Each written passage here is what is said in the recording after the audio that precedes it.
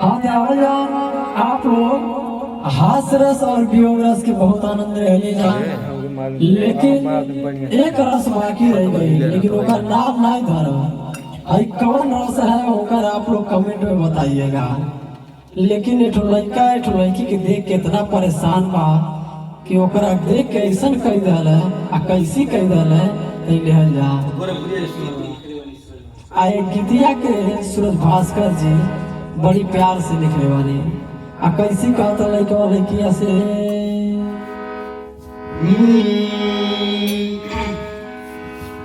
देखिएगा चटकदार गीत बा बाबा जवाई जी आप लगे रहिएगा ताल बजा बढ़िया से। लड़का का कहता लड़किया से का कहतिया आवना लगा दी रंगिया आवना लगा दी कांगोरिया में कजरवा हो नहीं लागी नजरवा हो। नहीं लगी नजरवा हो। क्या बात है आवना लगा दी रानी आवना लगा दी डोरिया में कजरवा हो नहीं लागी नजरवा हो डोरिया में कजरवा हो नहीं लागी नजरवा हो।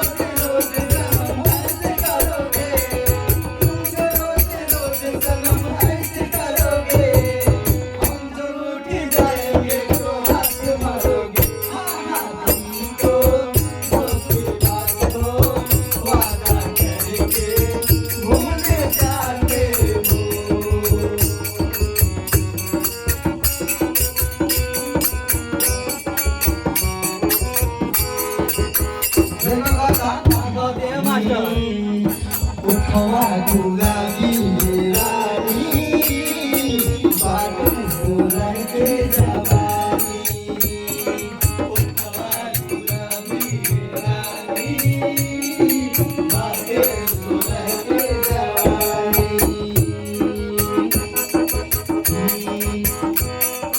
सब पर तुमर बहलावा मुहवा से चूता पानी